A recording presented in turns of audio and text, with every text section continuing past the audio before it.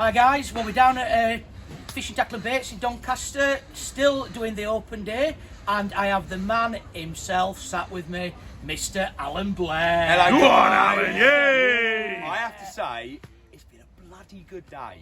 Really, really good. For the start of January, Yeah, do you man, know yeah, what I mean? it's been Everyone's awesome. usually a little bit like, oh, start of the year. Everyone's buzzing, man. It's a good vibe. Everyone's talking fishing. Yeah, it's been Thoroughly brilliant. enjoyed it. It's been brilliant. And weather's not that bad, so people could have gone fishing, but they have come down here No. and it's been an awesome day. Loved it. Fantastic Absolutely loved it. turnout.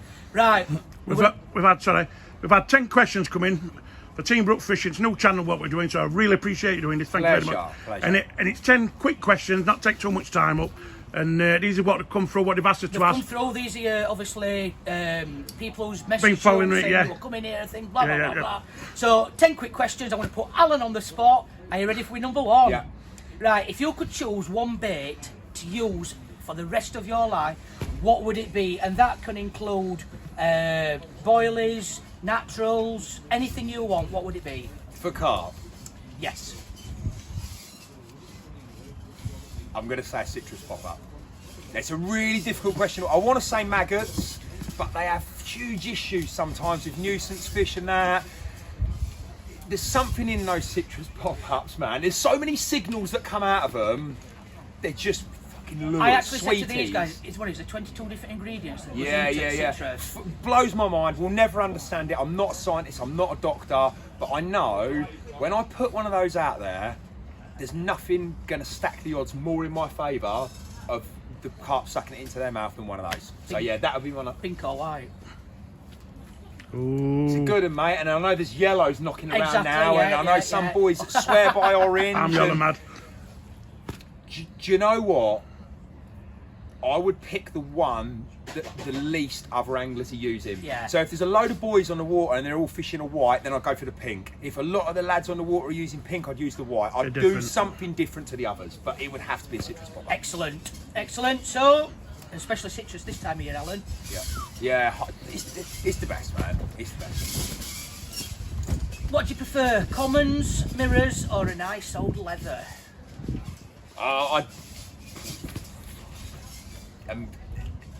A big scaly mirror. A big scaly Yeah, mirror. yeah. I don't mind, to be honest. When they go, all of them, whether they're small, big, koi, ghosties, whatever.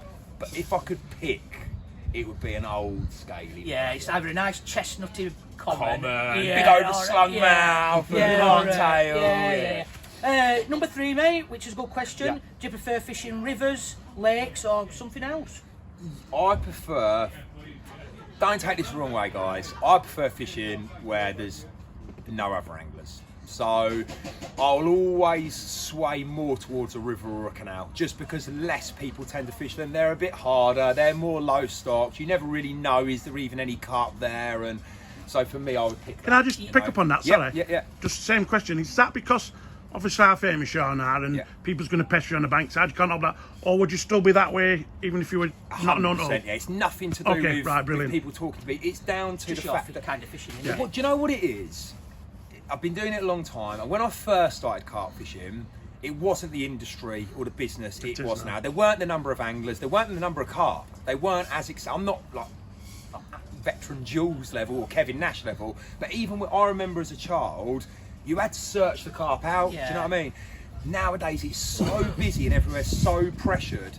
I miss fishing against the fish, or I like to fish against the fish. I don't want to fish against you boys. It makes it harder for me. Do you know what I mean? Why would I want to go somewhere where there's 10 other good fishermen using 10 other good baits and 10 good rigs? Or I go down a nice quiet bit of canal and it's just me against the carp. Great That's answer, what I mate. like in my fishing. Great answer. Number 4, another one. Baiting approach. Do you prefer dot spawns, throwing sticks, baiting poles? I prefer fishing in the edge. That's my favourite. Margin fishing. That's my. Now that could be boilie fishing still. That could be fishing with a grubbing around scope it with flake mix with some hemp and park or where. I like fishing in the edge. That's my sort of go-to tactic, because the further I go out into the lake, you know, the less I can see. You know, it's much harder at 60 metres to see pin bubbles coming up than it is 2 metres out, you know, or coloured water. I can't see them pluming up at 60 metres. I can in the edge. So when I'm fishing in the edge, I can see what's going on. If I know what's going on, if they're not colouring up anymore, they're fucking gone. Yeah. I'm moving. Do you know what I mean? Or I can see so much more. So that would be my go-to in the edge. And I if will can. be honest with you, when we did the open day, the road show, you opened my eyes, mate, to a totally different level of night fishing with moonlight head torch going round. Yeah, the moonshine, you know, back in the day I was using the old foxing light with a big 12-volt battery on a little bag, and I'm going around lamping things up. Nowadays with the head torch technology the way it is, I can take that mega light from the moonshine range.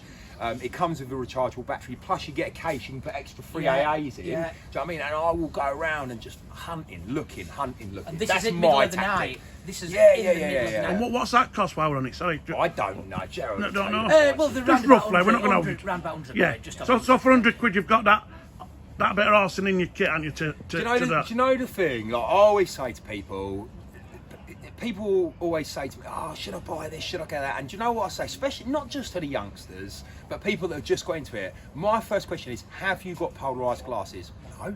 I said, you got £200 worth of stainless? Yeah, of course. You got R4s? Yeah, got R4s. You got scope black ops rods? Yeah. You haven't got polarised sunglasses? No. 20 quid. 20 quid. And now it's gone one step further with that. Once you spent your 20 quid on your glasses, now spend your 100 quid on the head torch. And they are the two most crucial things in my fishing. Black ops rods are lovely, an indulgence bed chair's lovely, a heated blanket, oh Jesus, it's really lovely. But they're not actually catching me any more fish. They make my fishing time more comfortable and more enjoyable. The polarised glasses and the head torch, they catch me carp. Brilliant. So, yeah. Yeah, great answer again. Bait boats or casting? That is a real... I've never had that question before. That's a good question. Yeah. I'm not anti-bait boats. I should point out, I have an RT4. I love it. I'm just not very good with tech and that, so I've got no echo sounder on it. I've got no underwater camera. My bait boat, it literally drives and drives back. Drops a rig, that's it. So they have a place in my angling, but I don't use them that much. So I'm going to say casting, Gerard. I'm going to... Not because I'm a purist or anything like that, just because... Bait, they're big and bulky. Do you know what I mean? I want to be quick, I want to travel, I want to move. It's another big thing I've got to have on the barrow, and it's just quicker and easier to cast. Same as me, like, I use a bait boat, 100 quid. Yeah. And it does the exact same thing. Does the job. Drops the rig. I want to fish under trees, wherever I want to. I always have like a lead around and a mark around or whatever I do. Yeah. So I know a rough area, but that does the exact 100 quid. This is a very good question, actually, this one. I'm not sure who sent this one in, but well, no. If you didn't do this for a living, what would you be doing? It is a good question. First of all, fishing would have to be banned. They would have to eradicate angling from the world, because that is me, fishing. You were born to fish. I was born to go fishing. It's all I've ever done. I know nothing else. So let's say, God, I can't even bear to think about it, but let's say they banned fishing. What would I do? I would do something creative, something that involved I'm not saying I'm going to become an artist, but something creative, whether that would be landscape gardening or putting on show stand. I don't know, something that I got a buzz from creating. Your mind, I want to create. Yeah. Bottom baits or pop-ups? Oh, another good one. If you're making me pick, we are. You are. No pressure, mate, no pressure. I'm going to say bottom baits, but just quickly, and I know these are supposed to be quick fire, I will say this, and this is, I've had this now 2 or 3 times in the last couple of seasons. There is a time and a place for both. And there's been situations where I've fished with pop-ups and the fish will not pick a pop-up up. They won't, categorically. And I've been in other situations where I've fished bottom baits, but they will only take a pop-up. And I've messed up in the last 2 seasons, on 2 or 3 sessions, I've ruined the session by being too single-minded and only fishing, say, 2 pop-up rigs or 3 pop-up rigs, or only fishing bottom bait rigs. And it really pays to some venues at some times you catch on both. A lot of the time you'll catch on both, but there is certain times on certain venues where you won't catch on a pop-up. You won't. It don't matter what colour it is or what flavour it is or whatever, they want that bait hard on the deck. So just be conscious of that. If you're not catching, we all like to change the colour. We all like to change the area. Sometimes just change between pop-ups and bottom baits and it can make a difference. Yeah, it's right. I know park lakes. If I go to a park lake, it's in my head straight away, white. Yeah. You know what I mean? But it can be overfished. Yeah. It can be overfished because everyone's using it. Do something different, yeah. What's your favourite pattern of hook? Twister. No, that's the first one you just answer, Twister. And I haven't really got much more to say on it. It's got a straight point, which I really love. It's got a 20-degree downturn die. It's a really good wire thickness. Not too thick, not too fine. It's just the ultimate pattern. And we do it in a chod version as well. So it's really the only ones I need. Yeah, now this one we are talking about fish here, Alan. We are talking about carp. Okay. Yeah. Does size matter? Or are you just happy catching whatever, mate? Okay, so in terms of bait, which is not really the question, I will always try and fish the smallest bait possible. You know, really small hook baits, if I can, like 10 mil. That's not your question, but that's just a little tip for you there. If everyone else is using 15s or 18s and you're using a 10, you are stacking the odds in your favour. Does size matter? Do you know what? I've been a big promoter over the years of, look at me with 2 4-pound commons. I did it last night. I've had a 4 and a 5 pound and jumping all smug with myself and that. Yeah. And I've been a big promoter of, they all mean something to you in it, but I'd be lying if I said I didn't always want to catch the biggest one, you know, because at the end of the day, you go back home to your wife or your missus or your kids, or you go down the boozer and see your pals and you get up your phone and show them a photo of a 4 and a 5 pound common, no one's that impressed. Yeah. They're not. You go home to the missus or the kids, even if they hate fishing, looking things this big, I mean, it's a 50. It's a bit like breast surfing. No, in my opinion, if let me just explain. Say breasts, if you said to a man, what size breasts? I think we enjoy all breasts, but if we're going to be honest, most people the big ones like the big ones. I think and there's a great analogy for you. I'd take them 2 4-pound commons every day. This one, to finish on, Alan, this is great, mate, and you'll get this one totally, mate. Can you give advice to all new anglers, whether it be old, young, what to do and how to enjoy their fishing? What would you say to everybody? Yeah, so that's a great question, quite broad, and I'm going to try and keep it short and sweet. But the two elements of that, we go to the second one first, the enjoyment thing. I've been guilty myself at certain points in my angling journey of going for the wrong reasons. Mainly when I really wanted to be a carp angler, I really wanted to catch particular fish from particular circuit waters and high profile venues, to have these. It's a very egotistical, look how big my cock is, look at all these carp I've caught. And I wanted to be that guy, so I was fishing these venues. I hated it. I really started to not enjoy my fishing. So make sure you're not going to try and get a bait sponsorship from Bob's Particle down the road to get a free hoodie. Make sure you're not going just to put posts on Instagram or Facebook. Make sure you're not going just so you can boast to your pals that you'd caught a bigger one than him. Go because you love it. Do you know what I mean? Because if you've gone to work all week, if you've gone to school all week or college or whatever, and that weekend's coming round and your thing is angling, your thing is going fishing, you should be going to treat yourself and reward yourself from a busy week at work or the stress of school, whatever it is, not to get a Particle sponsorship or to put a post on Instagram. Can I ask you that same thing? It's exactly the same thing. I know all us, we're all here, we all fish together, all these lads all behind me. And every one of us, when we get together, can't sleep. And I'm 50 odd year old, I've been fishing all my life. Yeah. So when you're on about why you go, I know all these lads behind us, we all want to catch big word thing. It's getting out here doing it, but it's a buzz what we had as kids for wherever it were, and for me it's never gone. So my bit, if you've got that, you've got what fishing's about. You're winning. You know what fishing's about. And that's what I was saying to you. In the 35 years I've been doing it, there was one quite big period of my life, around 5 to 10 years, where I wasn't enjoying it anymore. The butterflies weren't there. I was driving to the lake knowing full well I'm not going to be able to get on a fish. It's a busy, pressured syndicate water. I was going through the motions. You get there, you get in a shit swim, you end up fishing anyway, you know you're never going to catch.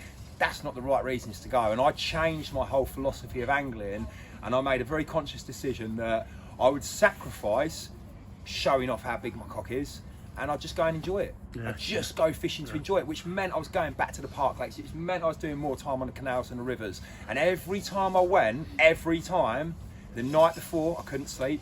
The night before I did need to set an alarm clock because I was up, mate, 3 hours before I needed to be up. And you're doing this for a living, so you've still got that buzz. And I've still got that buzz. And you know, a lot of people say to me, even now, after working in the industry pretty much all my life, how do you still enjoy it so much? I don't get to go that much. You know, you see everything I do, you see. So therefore, a lot of people presume he's fishing all the time. But I tell you now, for the whole month of December, I never got the rods out once. It was good conditions some of that month. You know what I mean? I desperately wanted to be out there. I had too much work to do. I had too much family commitments. It was the run up to Christmas. I wanted to be fishing, I couldn't go. When I finally got out on the 30th of December for the first time that month, man, I'm like a kid. It was like the first ever session again. I was absolutely buzzing. And I think if you can maintain that, if you can not want to wish your life away to become a full-time angler and just appreciate that we've all got to go to work, we've all got the normal stresses of life and that, and fishing is our treat at the end of all of that, definitely. Then you'll always enjoy every session. Just another quick one from me, sorry. Yeah. What I love, I watch all your videos, but the ones I love most, which might surprise some people, is when you go with your missus and kids. Yeah. They're my favourites to watch. My missus loves watching them. I've got little grandkids, but watch them, they all love it, and I see that, and I want to be part of. That's what I want to do with my family. Are you doing some more of that this year? Yeah, we're doing some more. I'm not going to sit here and lie to you. It is the last one this year, right? And that is because it's the last film. So there's one more coming out this year, and then there won't be any more films. And the reason for that is because I work with Gerald, I fucking do some hours, man. We're talking like 100, 110, 120 hours a week, 7 days a week. I just said a minute ago, last year, I spent 25 weekends away from home doing these shop days and another 10 plus filming. So I'm not getting the time I need at home to spend with the girls. So when holiday comes round, when we're supposed to be going to have a family, what do? I take them fishing. And not just that, I have to bring a camera crew with me. And not just that, I need to get all the content for Instagram. And not just that, we need photos for all the magazine articles.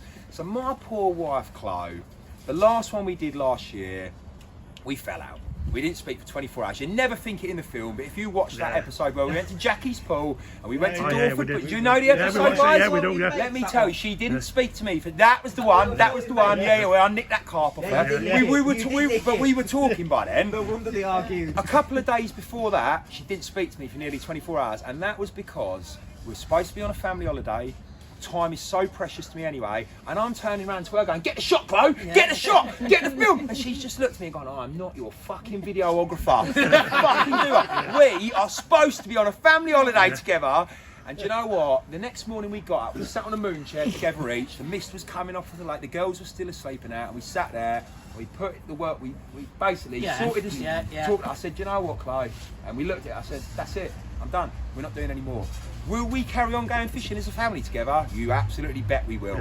It's just the additional, and it is stress, man, of just me and her. We're not experienced cameramen. We're trying to be parents. We're trying to be parents. And then you throw into the mix, there is no fishing film unless you catch. And you guys all know, catching's hard. You're under pressure to catch. Then I'm trying to film it, then I'm trying to do Instagram, then I'm trying to do Facebook, then I'm trying to do mag. And it's just got all a bit too much. So. But tell your missus anyway, and your kids, it were a pleasure watching them.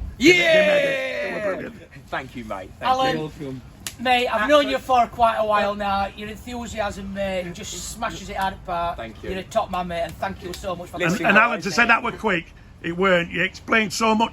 But in a good way, in a good way. Thank you so much. No, because you really added to everything on that, which helps a lot of people out there. What we're trying to do. So thank you very much. And all I'll say to everyone watching it, it's 2023. It's January now. We've got 12 months ahead. Go and enjoy it. Make sure you enjoy your fishing, and I hope you catch some mega fish along the way. Thank you very much. Cheers, Alan. Pleasure. Cheers, lad.